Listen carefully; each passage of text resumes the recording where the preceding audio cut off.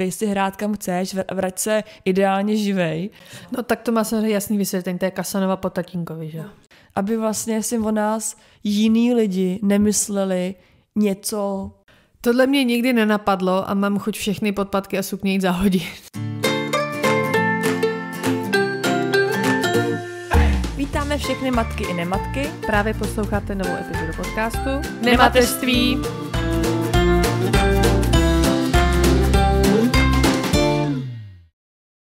Ahoj, tady Bára. Ahoj, tady Aneta. My dneska máme takový zajímavý téma. Tak nám pověz, co to je. My se dneska budeme bavit o genderových stereotypech, takže dneska budeme dělat takový chytroprdky. Aha, zejména teda u dětí. Ano, u dětí. Samozřejmě to téma se prolíná jako celým světem i dospělých, ale my zabrousíme zvlášť na ty děti a řekneme si, co to je, kde se to objevuje, jestli je to dobrý, jestli je to špatný a nějak rozebereme tohle téma obecně.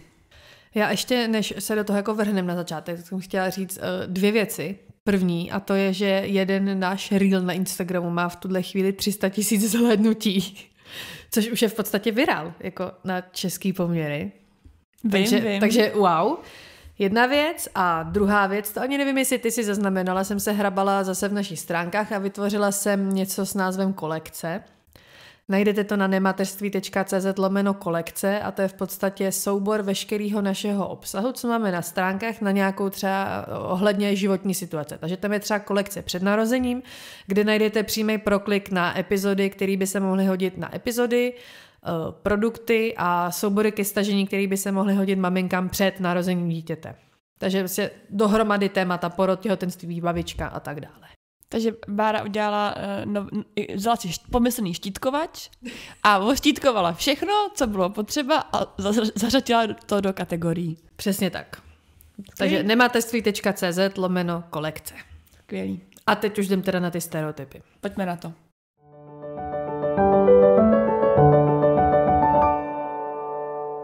Já jsem hledala trošku a našla jsem, že stereotyp je definován jako předpojaté nebo příliš zjednodušené zobecnění o celé skupině objektů nebo lidí, bez ohledu na individuální rozdíly. Tohle je odborná definice. A konkrétně genderový stereotyp je předem daná představa a očekávání týkající se toho, jak by se mělo to pohlaví chovat, co by měli preferovat, jaký role by měli zastávat na základě biologického pohlaví. Máš pravdu. Tak, tohle je teorie. Ale pojďme si říct, jako, co to znamená doopravdy, že jo? Nebo co s tím? No, co s tím, tak to je jako hodně jako hluboká otázka, ale co to jako znamená v praxi, tak asi každý jsme se s tím jako setkal nebo každý to zažil, kdy podle toho, co máte mezi nohama, jaký biologický pohlaví jste, tak se vám přisuzují různé vlastnosti, typy chování, vzhled, jak byste měli vypadat, jakou třeba práci byste měli dělat, jaké oblečení byste měli nosit a tak dále, je toho strašně moc.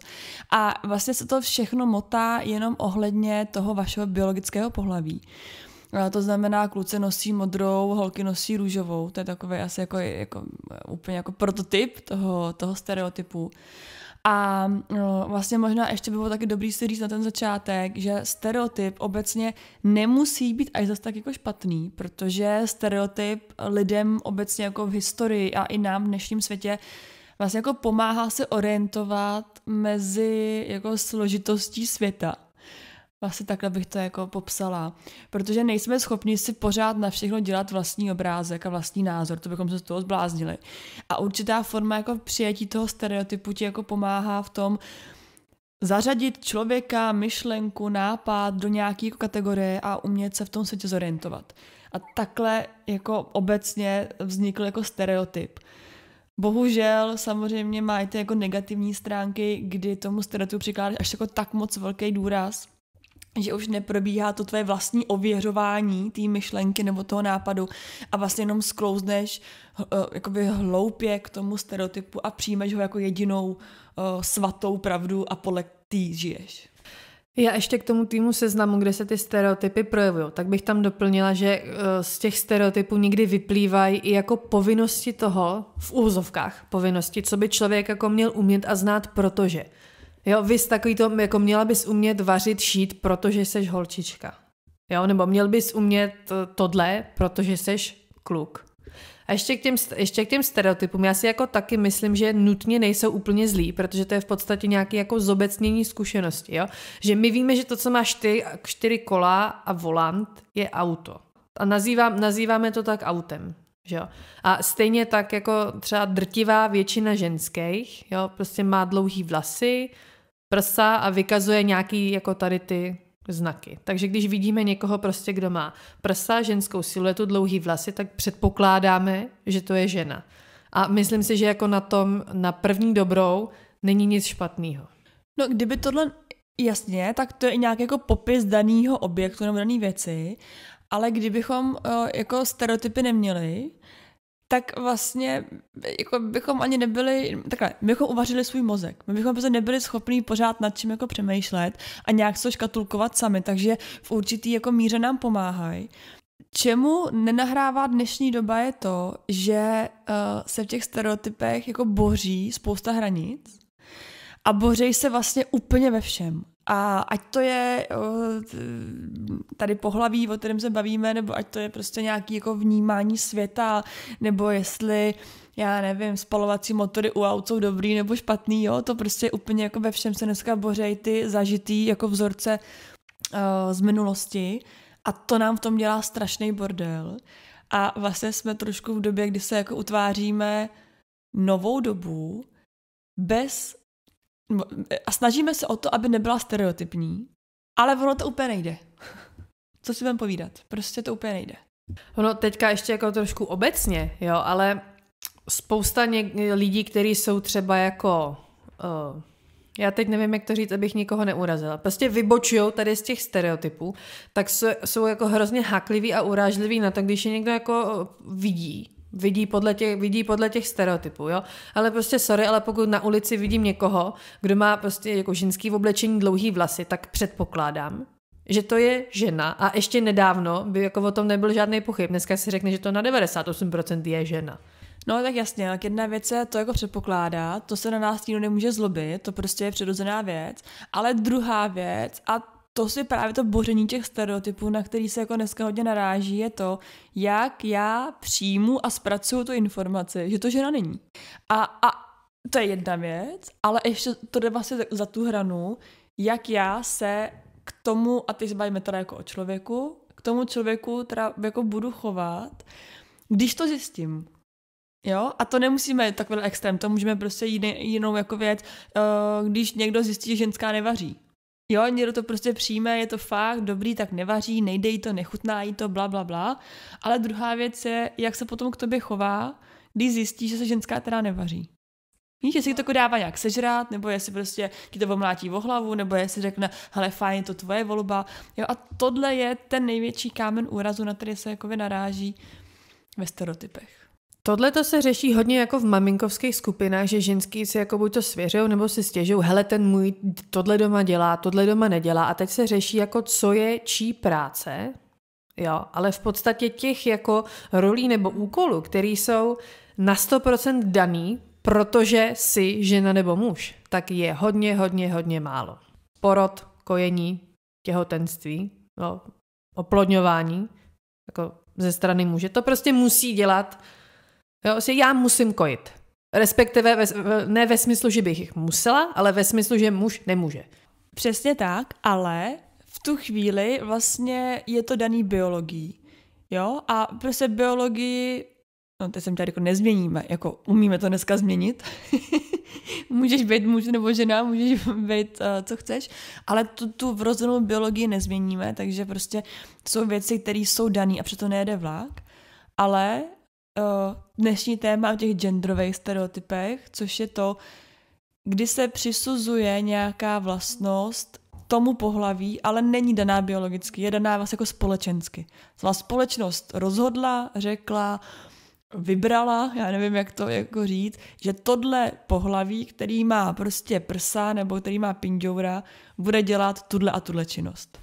Tak ono to vychází, si myslím, že jako zase z té zkušenosti, že třeba, nevím, automechanici jsou chlapy, protože tak nějak přirozeně víc jako inklinují k té technice a k autům, takže kdyby jsi udělala prostě statistiku mezi automechanikama, tak 99% z nich budou chlapy. Ale tady jako jasně, ale já jsem tady možná jako by kdysi v minulosti říkala, já jsem se na tohle téma hodně zaměřovala ve své bakalářské práci. Víme. A zároveň jsem potom nastoupila i na magisterský titul na genderový studia tady na Karlovce. Ten jsem nedodělala, jo, protože z pracovních důvodů a tak. Ale tohle, kdybych tam řekla někde na zkoušce, tak mě okamžitě vyhodějí. Protože to, že jsou chlapi automechanici, není věc statistická, ale je to jakoby...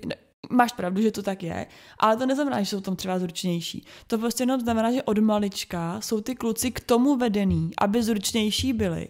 Takže je jasný, že v dospělosti k tomu budou inklinovat a budou tu zkušenost takovou mít, protože ji od malička měli. A ženský zase od malička mají v ruce vařečku, kuchyňku a tady ty věci, takže prostě jsou k tomu zase jako víc vedený a proto ta činnost v dospělosti je jim jako přirozenější. Ale nikde není jakoby geneticky daný, že se narodím jako ženská a že budu umět vařit. A přitom to je ale zajímavý, kdyby si spojila nějaký top restaurace a michelinský restaurace, tak tam ve většině budou kuchaři chlapy. No jasně. To je zajímavý. A to právě je rozdíl v té statistice versus jako k tomu, čemu jsi jako vedený, jo. Protože tady ten chlap, který teda jakoby vaří, je vidět, že to není nic daný biologicky ani geneticky, to prostě jako může vařit kdokoliv. Asi byl jenom od malička vedený k tomu, nebo takhle, nebylo mu zakazováno, nebo nebyl tlačený do něčeho, co je jakoby stereotypně mužská práce. Proto mohl rozvinout ten svůj talent a je dobrý kuchař. Jo, takže jako jasně, asi jsou věci, já nevím, jo, chlap, který má i biologicky postavu na to mít jako větší sílu, tak asi bude zvratit jako těžší váhy. Ano, je spousta víme, že to tak není, ale tak jako většinou to tak bývá a je to daný biologicky. Ale to, jestli dobře vařím nebo dobře opravuju auto, může být jenom jako naučená věc. Teďka nedávno byl článek o českém hasičském sboru, že tam jsou nějaké jako fyzické testy, co musí zvládnout a že ty fyzické testy udělala ženská a že v celém českém hasičském sboru, teď nechci kecat, ale jsou tam jako 1 pod 5 ženských. Přitom ale vstup zakázaný nemají, ale tohle zrovna z té biologie vychází, že prostě, aby si splnil ty fyzické hasičské testy, že jo, tak musíš mít nějakou sílu, vytrvalost a takhle, která spíš je u chlapů. Takže když si představíš stereotypního hasiče, představíš si chlapa. Když řekneš, představ si, teď abych neřekla švadlena jako ženská, ale prostě někoho, kdo se zabývá šitím šatu, tak si představíš asi ženskou třeba. Ale hele, ty na to i hezky sama narazila, jo. Ono ten stereotyp je i v češtině, v českém jazyce, protože je spousta, dejme tomu teďka to povolání, který jako nemá ekvivalent toho jako mužskýho. Je švadlena a kdo je chlap? Krejčí? Ale je to stejný jako... Úplně tady tomu oboru nerozumím, takže někdo by mi možná vysvětlil, že švadlena a krejčí není úplně to samé. Ale máš dobrý tip, ten třeba vůbec nenapad, ale já si myslím, že to je trošičku jako rozdíl, že prostě švadlena může být taková ta obyčejná, ta zašívá ponožky, ale krejčí už bude někdo, který třeba jakoby bere míry, stříhá ty látky a tak, a to nevím, jestli dělá švadlena, ale to zase je jenom nějaký jako neznalost možná toho oboru. Ale je takový spousta věcí, jo, nebo prostě i ve zvířecí říši už jako podléhají, já nevím, takový ty vtipy had a hadice, že jo. Prostě máš had, což je jakoby mužský a ten ekvivalent toho ženského k tomu jako úplně nemáš, takže se ze strany říká hadice. Krab a krabice. Tak, jo, nebo labuť a labuťák, že jo, to zase je obráceně, to je prostě jako ta labuť, jo, takže spousta věcí k tomu ani jako nemá ten druhý ekvivalent, což jako nad tím můžeme polemizovat, jestli to dobře nebo špatně, prostě to tak je, ale i ta čeština nás vlastně jako nutí ten stereotyp používat, aniž bychom jako chtěli. A takhle je to vlastně se vším. Jo, my jako víme, že to není třeba v něčem dobře, ale vlastně jsme tak jako v tom proudu od malička těch stereotypů, že to tak jako plujeme a připadá nám to normální.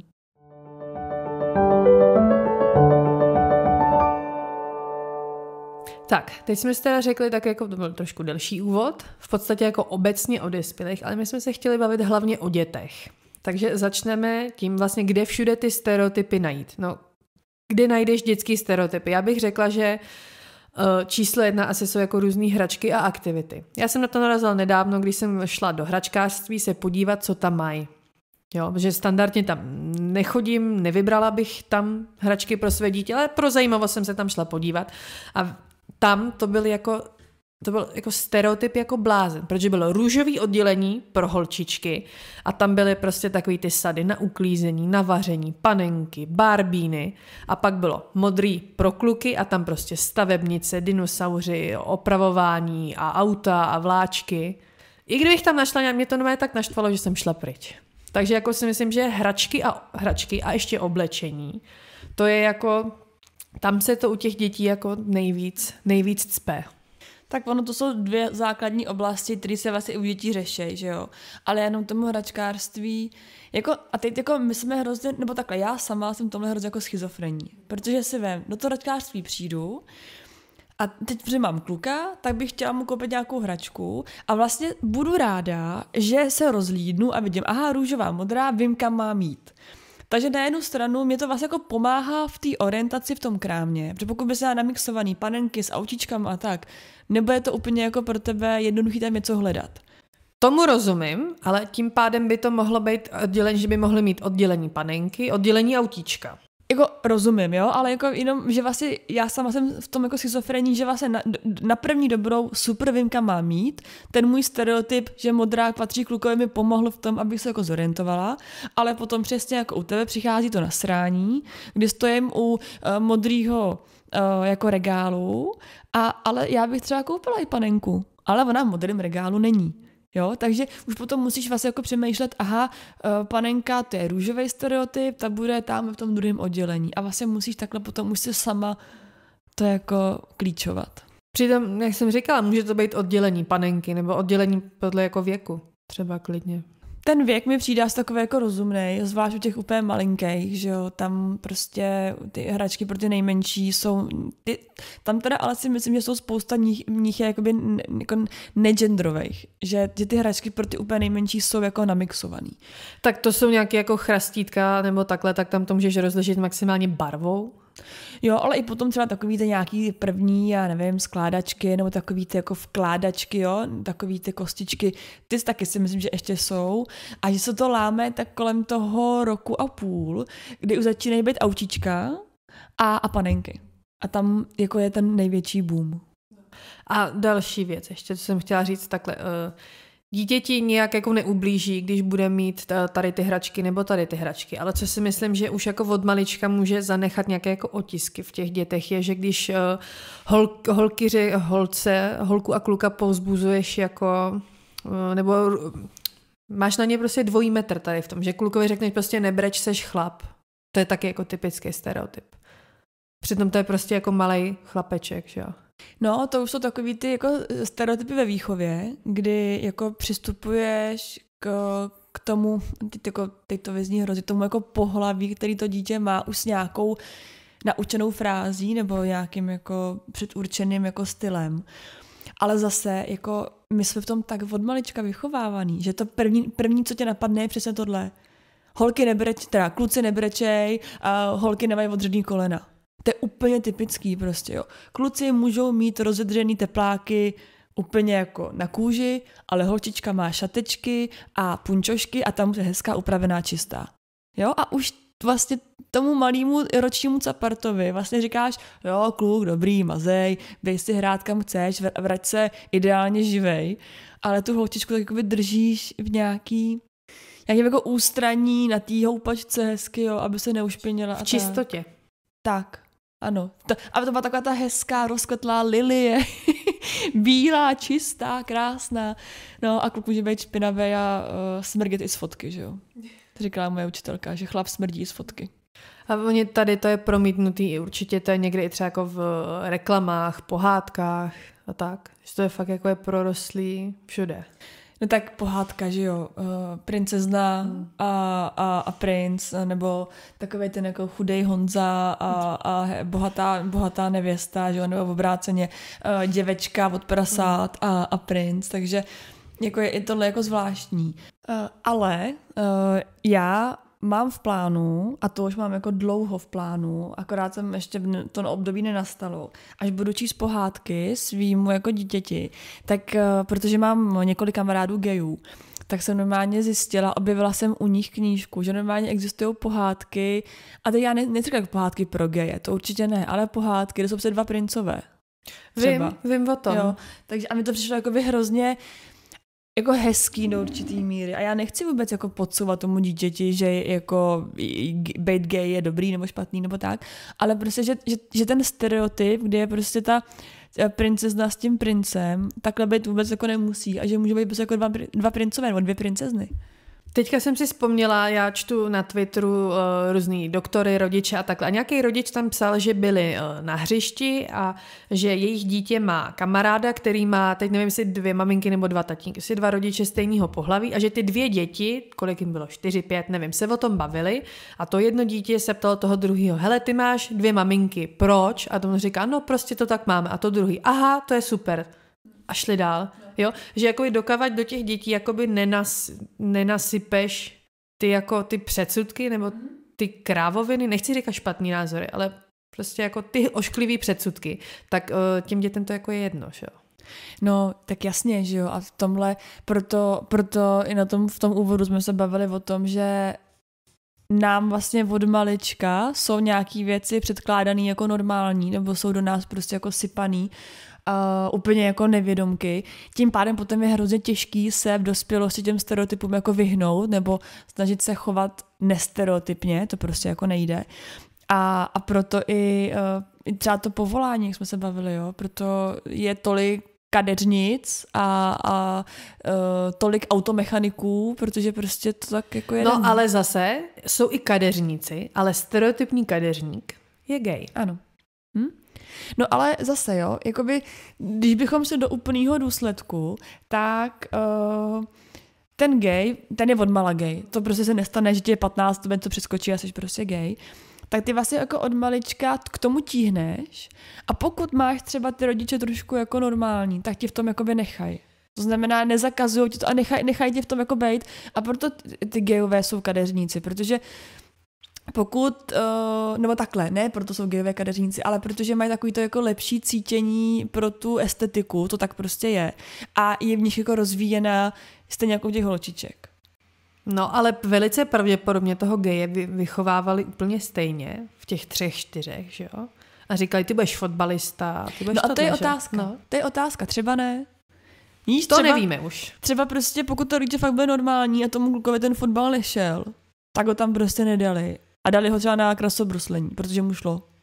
Mně se tady na to ptal děda, jako co chci, aby moje dcera byla, až bude dospělá. A já říkám, hele, ať si dělá, co chce, co jí baví, mě to je úplně jedno.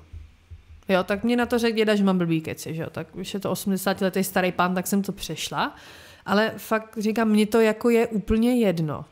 Ať je pilotka, automechanička, nebo... Jo, já s tím jako souhlasím. Není jako cokoliv budeš dělat na sílu, pokud budeš klukovi zakazovat dělat balet a holce zakazovat jezdit na motorkách, tak to nikdy nepřinese nic dobrýho. Jako nikdy. Hele, já bych to těm dětem rozhodně nezakazovala, ale asi by bylo dobrý třeba u toho baletu, tak je na to zkusit trošku jako připravit, že se může stát, že tomu klukovi, co dělá ten balet, se někdo bude posmívat. Připravit je na to, že to je možný, že holce, která dělá balet, se asi pravděpodobně nikdo smát nebude. No, určitě. Jo, ale tak zase jako u tohohle je, zase se vracíme k tomu, že to všechno je vlastně v té výchově a je otázka, jak hodně si ty společenské stereotypy vůbec jako rodiče uvědomujou, protože spousta, jo, my teď se tady o tom jako bavíme, protože my tak nějak asi víme, že jsou, ale zeptej se lidí na ulici, proč nosí kluci modrou, tak oni ti řeknou, jako, že nevědí, co tak prostě je. Protože proto, nevím, nepřemýšlím, jo. Takže jako určitě klíč číslo 1, nebo je na tím jako přemýšlet, nebo aspoň vědět, že takové věci jsou. A už to je jakoby mnohem jako víc, než dělá většina lidí.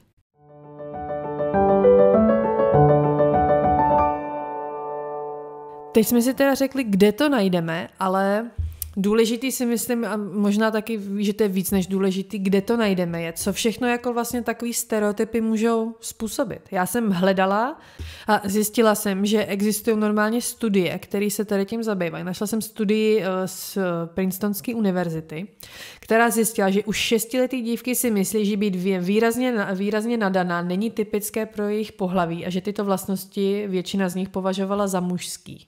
Podle odborníků stereotypy už v takto útlém věku výrazně ovlivní budoucí kariéru žen. Z výzkumu vyplývá, že už 6leté dívky mají pochybnosti o své inteligenci. Věk je v tomto případě důležitý, neboť studie prokázala, že 5leté děti takto nepřemýšlí. No, dívky nevěří, že dosažení dobrých známek ve škole je znakem přirozeného nadání, u chlapců podle studie není. Vědci po testování více než 400 dětí zjistili, že děti vnímají dobrý prospěch u dívek jako symbol, že se hodně snaží, kdežto u chlapců je to znak inteligence. No, jako jasně, pokud má holka samý jedničky, tak je to vlastně jako šikovná holčička a je to až jako trošku se to bere jako normální. A když má kluk dobrý známky, tak se to bere úplně jinak. Že? Ten přístup k tomu, že prostě má kluk samý jedničky, to vnímání je prostě jiný. Nebo naopak, když holka přinese 5. Když ti přinese kluk, tak je to, no dobrý, tak udělal nějakou bejkárnu, je to kluk vlastně. Dělá klukoviny. Se řekne, tak. Ale jakmile holka přinese 5, tak je to skoro jako zlinčovatý na pranýři, protože hodný holky 5 nenosej. Jak to, že ty máš? A Anička odvedle určitě nemá. Jo, a už zase jedeš prostě v tom stejném koloběhu, no. No a ještě obrovský důsledek je taky to, co jsme zmínili, že máš omezený vlastně ty možnosti nebo zájmy, že jo? Nebo to, co chceš dělat. Zajímalo by mě, jestli existuje nějaká studie, kolik lidí se třeba nevěnuje něčemu z obavy, že budou za to stereotypně souzený. Nebo třeba kolik lidí vůbec nepřemýšlí nad tím, že by jako něčím se mohli zabývat. Nějakou jako činností nebo něčím. A teďka, když odbočím, teď jsem si vzpomněla, hele, jako u dospělých, třeba i ohledně sexuality, je tam hrozný jako stereotyp. Vem si, hele, to je jako příklad, jo, hele, když my půjdeme do baru a opijeme se tam a prostě dáme si pusu opilý, tak chlapi řeknou, ježiš, to je sexy, můžu se dívat? Ale kdyby udělali 2 chlapy tohle, tak stereotypní lidi řeknou ježišmarja buzny. No, tak jako tohle, jasně, no, tohle už zavřává, jako ta sexualita celkově, to je ještě jakoby, že jo, téma jako nad tímhle, to je prostě ještě jako další věc, že jo, a s tím se potom poje i jako další jiný různý pohlaví, ne jenom ty 2 biologický, a to zase potom je debata o něčem jiným. Ale no, tak jako celkově, že jo, tak vem si, pokud zase, když se vrátíme k těm zájmům, o kterých jsem mluvila, pokud já budu holka, která má špatné známky, tak velice pravděpodobně mě rodiče budou chtít mít doma, abych se jako učila a ty známky se jako zlepšila a ne, že budu chodit někam sportovat a někam za zájmama. Ale pokud špatný známky bude mít kluk, ale bude dobrý ve fotbale, tak to vlastně nevadí, tak choď hrát ten fotbal, protože tak známky je co, škola, to není to nejdůležitější. Ale u holky neřeknou, jsi dobrá v tenise, tak věnuj se tomu tenisu, špatný známky nevaděj. Prostě jako ten pohled je jiný. No a teď mě řekni, co s těma stereotypama? Už jsme si řekli, že ubránit se tomu na 100% nejde.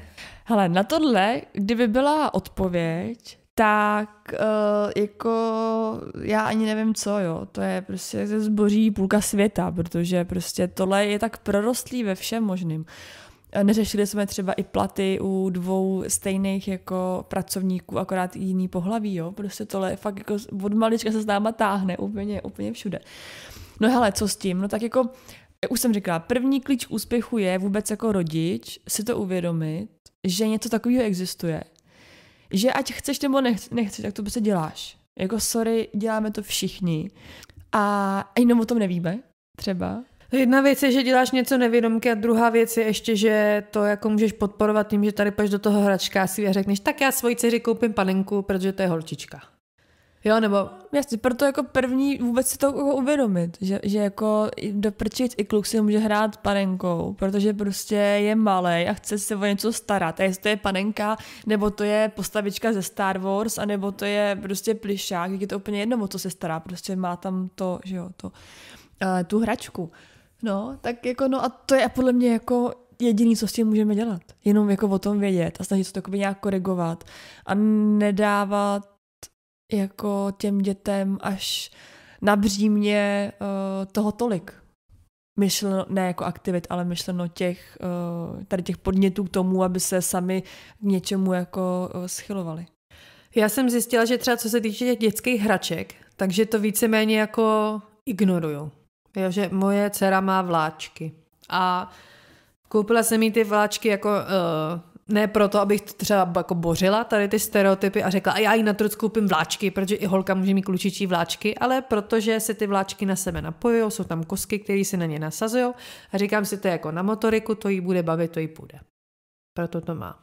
Teďka zase narazila na jedno velký téma a možná ani si to neuvědomila, že někdy, když záměrně ty stereotypy budeme popírat a budeme dělat na truc přesnej opak, tak je to vlastně taky špatně.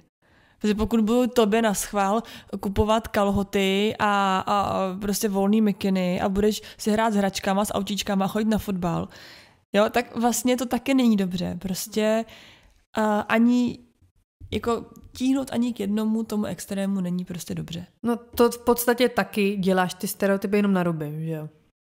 Ano, přesně tak. A je to ve finále ještě horší, protože potom to dítě vlastně nepatří nikam. Ono, když teda bude dělat ten stereotyp podle jako zážitých pravidel, tak prostě popluje v tom proudu ty růžový nebo modrý, dejme tomu. Jo, ale když vlastně tu holku tomu takhle extrémně vytrhneš třeba a dáš jí do tohohle jako modrýho světa na sílu, tak je to ještě horší, protože ona nebude plout ani s těma. Nehledě na to, že jestli mám správné informace, tak dítě si pohlaví začíná uvědomovat až někdy okolo 3. roku? No ale to biologický. Takový to pohlaví, jako že mám pindu nebo pipinku. Toto jo, ale moje 1,5 roku stará dcera absolutně netuší, že stereotypní holky mají tohle a kluci mají tohle, že jo. A kdybych ji vypustila takhle do hračkářství, tak ona se nerozeběhne k růžový sekci, protože to je sekce pro holčičky, ale rozeběhne se k tomu, co bude, nevím, co bude nejvíc svítit, co bude nejvíc barevný, co ji nejvíc zaujme. Že? Ano, přesně tak. Ale teda teď jako zase řeknu něco, co možná úplně popřečím, co jsem tady předtím říkala. Mně přijde, že syn, vlastně tomu je taková 1,25 roku. Jasně, pohlaví se neuvědomuje, to je úplně jasný. Ale prostě já nevím, jestli nějaká biologie, chemie, hormony, já nevím. Ale vždycky prostě se víc culí na holčičky.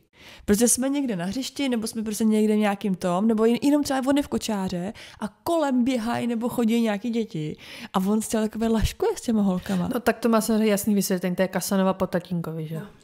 No jasně, jako ano, ale sakra, no aspoň těch 5 už třeba, víš co, on je se 1,25 roku a přesně poznáš. Když to je holčička, tak on úplně takový jako laškování, víš, takový, nebo třeba se skovává a to. A když to je kluk, tak jako nereaguje špatně, ale kouká a to a jako kdyby to byly 2 kohouti, jako kdyby se kluci poznali, když to tak řeknu, jo, a kouká na sebe jako 2 chlapy a když to je holčička, tak on úplně takové jako rozjařený, tohle, ťuťu, což jako ve finále jako není to úplně, já nevím, čím to je. Nevím, čím to je. On neví, co je ještě, to dítě taky třeba neví to druhý, co je, ale přesně reagují spolu podle toho, co jsou. Ne, jsem zvědavá, jako, že ty naše děti jsou ještě malý, ale jsem zvědavá, jakoby, jak tady ty stereotypy v realitě bude jako probíhat u nás, jo, až ty děti budou větší, že jo. Jestli, že třeba jako mě babička se v dospívání mi říkala, a nauč se vařit, nauč se tohle, až se vdáš, budeš to potřebovat, jo. Tak jsem se to naučila a hodí se mi to. To je pravda, jo. Ale zase otázka je, jestli tohle chci jako hustit do svojí dcery. Nabízí se otázka, hele, jakože když o to bude mít zájem, řekni, chceš se naučit tady šít a ona o to bude mít zájem, tak proč ne? A na druhou stranu pak ji můžu poslat, nevím, za tátou, za dědou, chceš se naučit, jak se mění kolo? Jo, tak běž. Jo, jako tohle asi jako je dobrá cesta prostě jako dávat jí ty možnosti a ať se vybere, ať něco dělá a tak. Ale ono, hele, zase, jo, my prostě jsme v tomhle, prostě jsme lidi a jako zase, jo, nevíme úplně, co chceme, protože na jednu stranu si my tady chceme, abychom se jako navzájem nevnímali tak nebo tak a abychom si byli jako rovnocenní a jestli jsi chlap nebo ženská, že je přece úplně jedno, dělám si, co chci a vyděláváme stejně. Ale vem si, když půjdeš na první rande, tak jako kdybys za sebe měla sama zaplatit. Jo, jako ženská. Prostě automaticky očekává, že tě ten chlap pozve a že by se zaplatí on.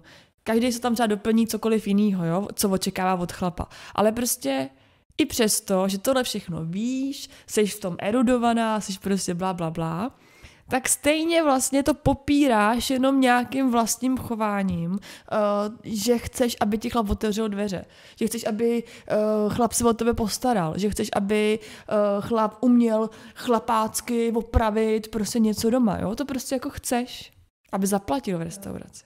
Takhle. Já jo, ale není povinností, aby všichni chlapi tohle dělali a uměli a není povinností vytesanou do kamene, aby všechny ženský tohle chtěli a tohle očekávali, že jo. Ale to je takhle, to, že to já to tak chci a někdo to tak nechce, je úplně v pořádku. No, tam jenom je vidět ten jako nekonečný boj s tím, že vlastně něco je ta teorie, o který já jsem psala nevím kolik desítek stránek ve své práci a stejně dneska já se sama sobě jako směju do určitý míry, protože ta teorie nejde aplikovat v praxi. Protože pokud bys to chtěla aplikovat v praxi, musela bys žít ve váku, jenom ty a to dítě a maximálně nějaký nejbližší. Ale jakmile máš společnost různých individuí a názorů a tak dál, tak ta praxe prostě je absolutně jiná než ta teorie. Ale my třeba celkem jako doma to máme jako stereotypní tady v tom. No my právě taky ve finále, že jo, ale... Ale musím říct, a to mám jako až ve vztahu teďka s Matějem, takže v manželství můžu říkat, že je spousta věcí, na který, a nutně nevycházejí z genderových rolí, ale tím je spousta věcí, na který já nebo on jsme kapitulovali, že už ty věci, že je nechceme dělat, ani si je neskoušíme dělat, protože víme, že ten druhej to umí líp, nebo to dělá radši, jo? Že v podstatě jakoby dobrovolně se stáváš jakoby závislým na tom druhém, ne závislým. Jakože na něj spoléháš v něčem. Jo? Matěj, když žil sám a upadnul mu knoflík, tak si ho musel přišít sám. Ale on ví, že já to umím líp. Je to stereotypní ženský, ale já to pro něj udělám ráda a umím to líp než on. Všichni jsme spokojení. No, ano. Ale víš co, proč to umíme líp? Protože mi v těch 15 řekla babička, pojď se naučit přišít knoflík, jednou to budeš potřebovat, až se vdáš. A to je ono, že vlastně i ten stereotyp jako nemusí být špatný. Prostě a měla pravdu babička. Akorát je prostě v nás jakoby danej nechtěně, nevědomky, já nevím, jak to jakoby říct, a vlastně my v něm žijeme. A problém potom je se vymanit těm stereotypům, ve kterých ti není příjemně. Ano. Pokud jako nepřišiju chlapovi knoflík, tak se z toho nezblázím ani já, ani on. A prostě to koupí se nový. Nebo to odveze mámě, nebo prostě tátovi, protože třeba u Jirkovýho táty šije táta, to zkracuje kalhoty třeba táta, tak ten třeba tátovi odveze. Ale jakoby problém je vymanit se tomu, v čem ti dobře není. Jo? To je hrozně důležitý. V čem ti dobře není. Protože stereotyp, jak jsme řekli, nutně není zlo a můžeš i s ním jako souhlasit a žít podle něj. Takže vlastně úplně asi nejdůležitější bod je vymanit se z těch, který ti nejsou příjemný.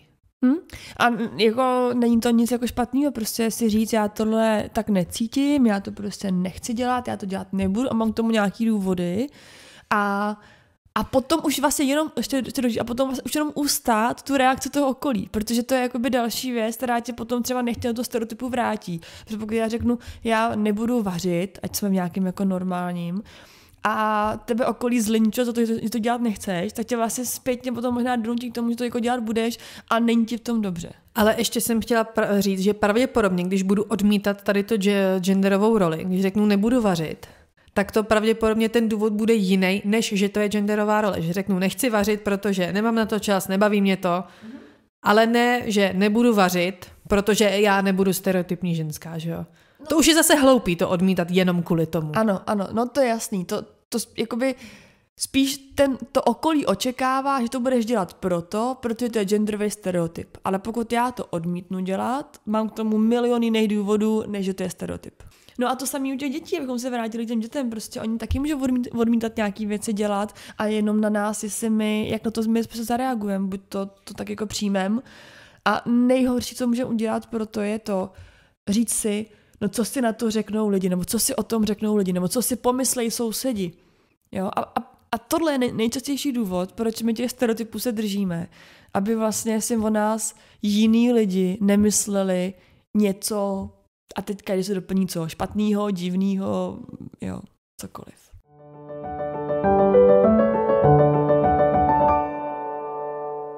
To bylo hodně obsáhlé, hodně odborné, děkujeme. Ale aby jsme nezapomněli, měli jsme ještě anketu na Instagramu, kdyby někde nám určitě vypadly taky zajímavé věci.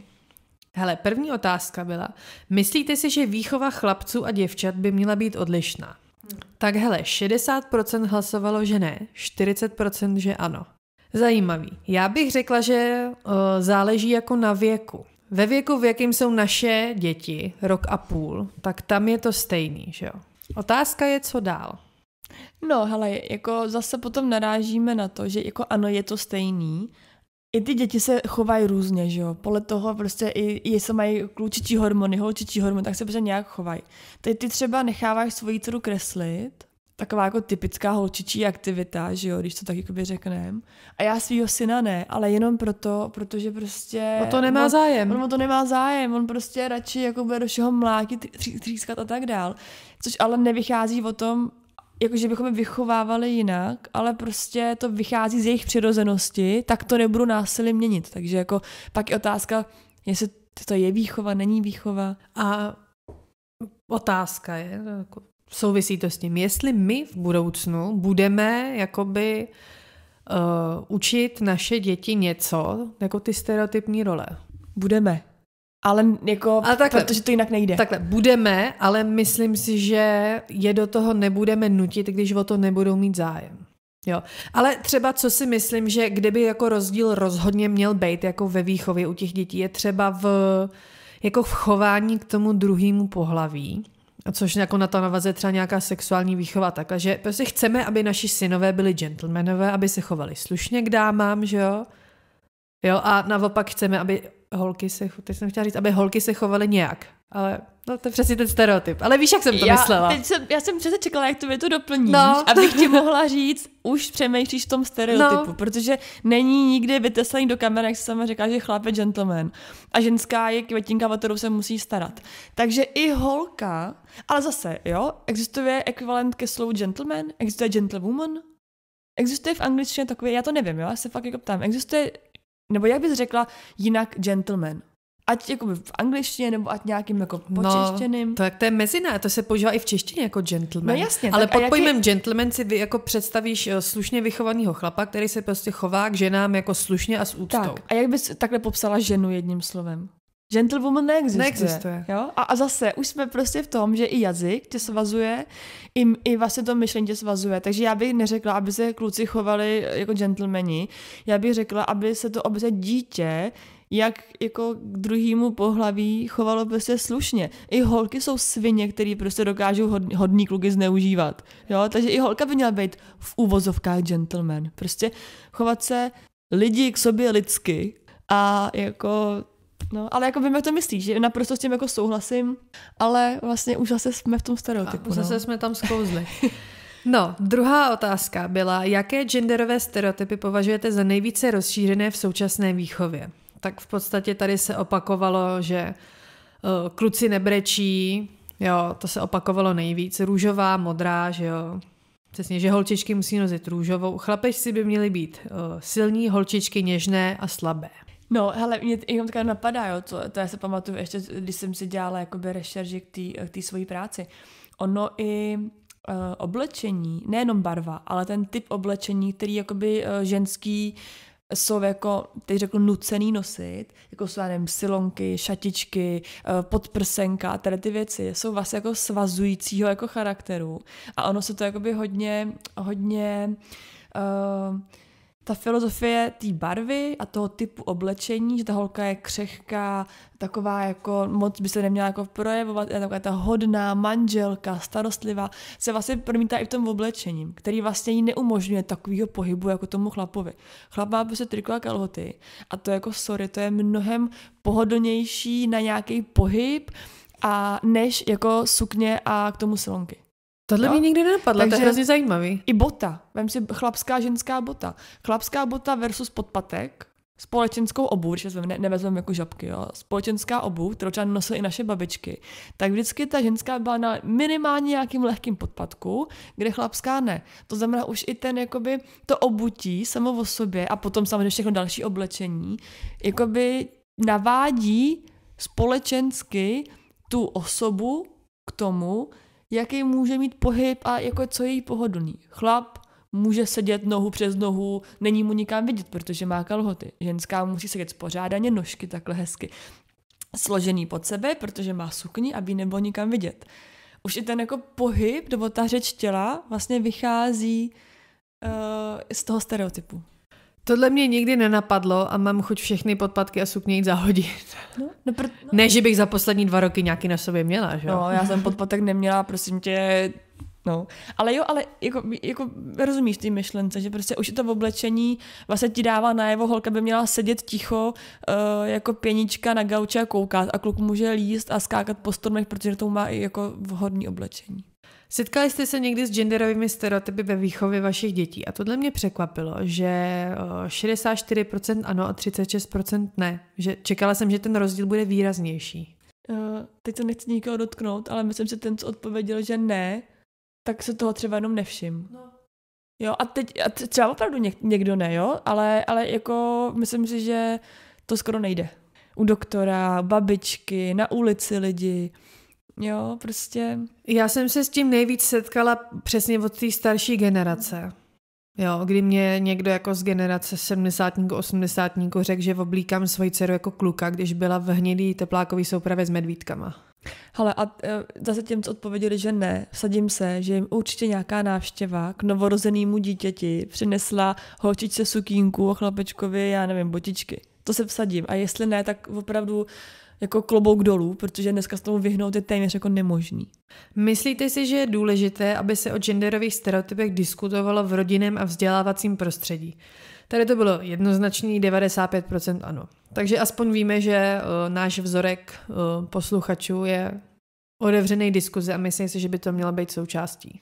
Ale jsem jako myslím si, že jako tady to smýšlení, nebo doufám, že má jako většina dnešních maminek a jsem zvědavá, co to jako udělá s nějakým jako namícháním profesí, až naše děti dorostou do toho profesního věku. Jestli se třeba zvětší procento prostě kadeřníků a automechaniček.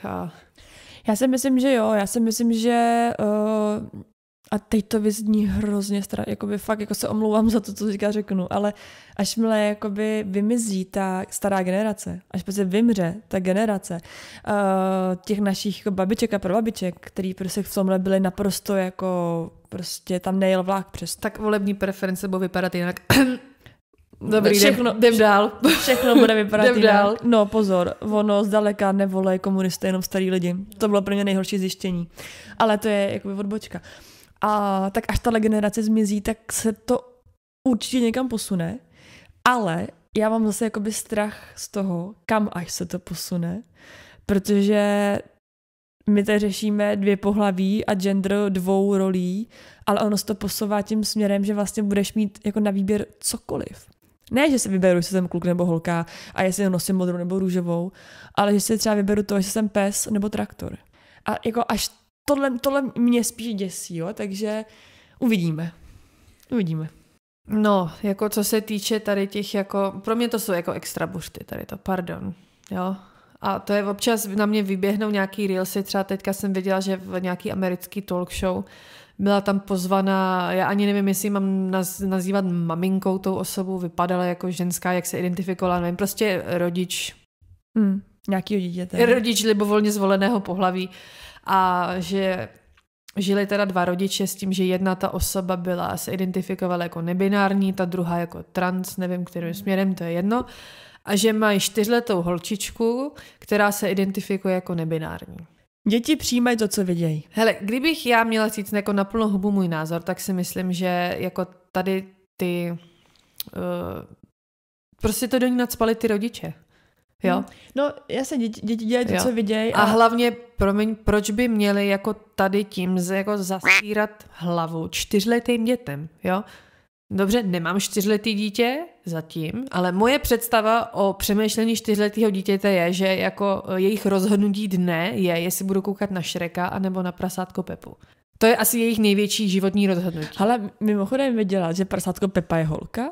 Peppa Pig, že je holka? Fakt. No, jako to je hrozná odbočka, ale vlastně to je úplně krásná ukázka stereotypů. Že vlastně to je růžový to prase. Jmenuje se Peppa Pig, což je jakoby klučičí, ale je růžová. A já jsem teďka viděla nějaký úplně náhodou jeden díl. A tam to prase oslovali jako holčičím jako tvarem. No, to je krásná ukázka od toho, o čem se tady bavíme, ale ve obrácení tý. No, zpátky k tomu, hele, tohle, to jsou podle mě věci až nějaký třeba puberty, hormonů, sexuality a určitě to nepatří do řešení bobků, já nevím, plišáků a tady těch jako věcí, bobků, myslím, jako chozí na nočník a podobně u těle malých dětí. Jo. Přitom ale dokážu pochopit, že třeba už 4letá holčička mě řekne, mami, já nechci šaty, já chci modrý kalhoty. Jo, tak já jako máma bych jí řekla, dobře, nechceš šaty, nebudem tě je nutit. Ale neznamená to pro mě nic jiného než tu preferenci. Neznamená to, že se cítí být klukem nebo onem nebo židlí. No, hele, ale zase, jo, jestli my nejsme pro tyhle, ta stará generace, jako jsou pro nás ty naše babičky, které nechápou ani ty modrý kalhoty. Víš, ono se to tak hrozně jako posouvá, já to taky nechápu.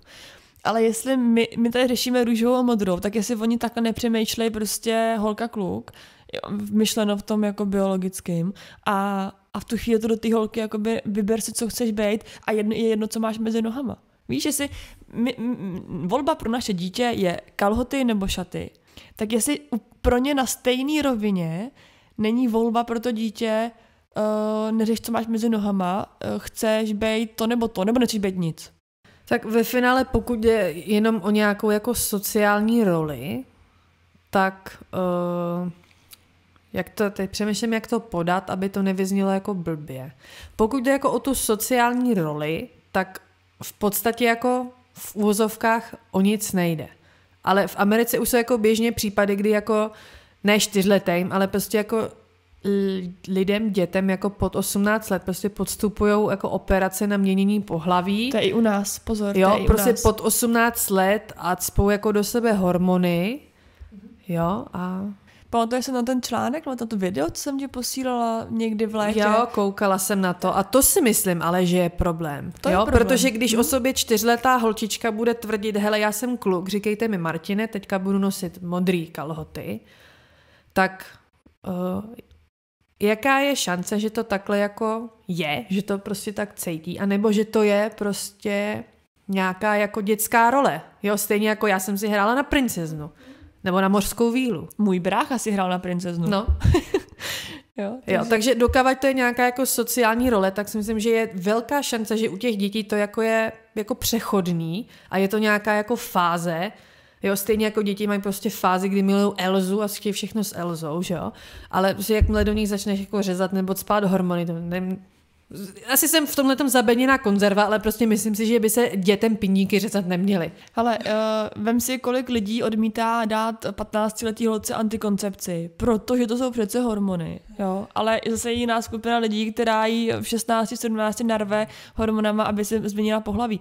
A tohle se bohužel děje i u nás v Čechách. Těch případů jako je několik, ne 4letým, ale třeba 16letým. Jo? Já bych se tady těch lidí zeptala, dovolili byste 14-15 letýmu svýmu dítěti udělat si tetování. To je v podstatě jako to samý.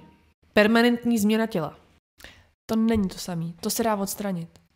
Ale jakmile ti jednou v pinžovra uříznou, už ti ho nikdy nepřišijou. A v obráceně, pokud ti jednou prostě do tebe vydlabou díru, tak ona ti třeba může jako srůst postupně, ale už jako nikdy jako se jí nezbavíš. Tetování se zbavíš. Jasně, není to samý, ale chápeš, jak jsem to myslela. Viděla jsem dokonce, že dělali jako takový ty ankety na ulici a ptali se přesně, nechali byste 14-15 letý vaše dítě udělat si tetování? Ne, jsou moc malí na to, aby se rozhodovali takhle permanentně. Nechali byste je vzít si hormony na změnu pohlaví? A jo, když to tak cejtěj, jo.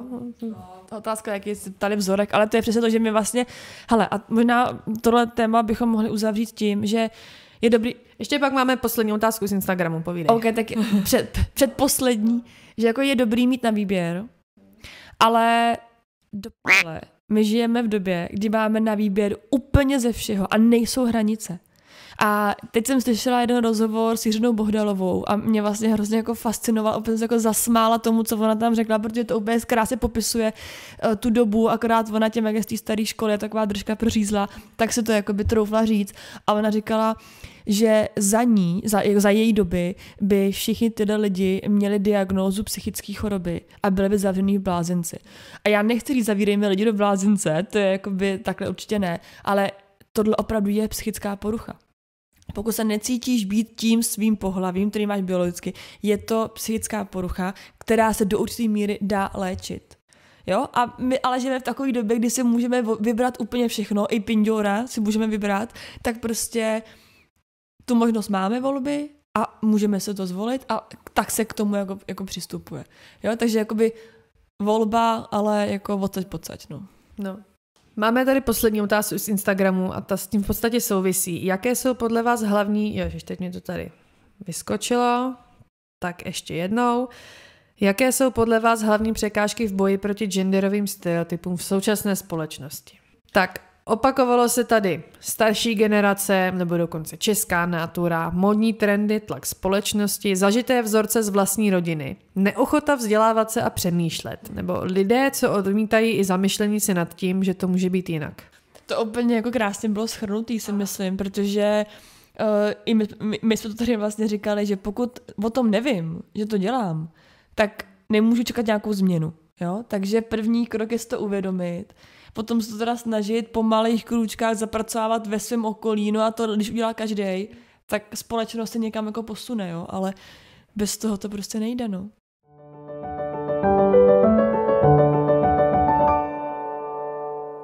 Bylo to teda obsáhlý téma, myslím si, že bychom ještě jako hodiny mohli mluvit tady o tom a je zajímavý, že jsme od růžových a modrých přirozeně sklouzli jako k tomu vyloženě jako k sexualitě a k pohlaví jako takovému. A od dětí k dospělým, takže ono se to tak jako prolíná, protože vlastně na ty děti malý my máme největší vliv my dospělí, takže vlastně ty stereotypy jakoby jsou sice promítnutý na děti, ale jsou jako dospělých v podstatě, že ty dospělí si je na ně promítají. Děti žijou naše stereotypy.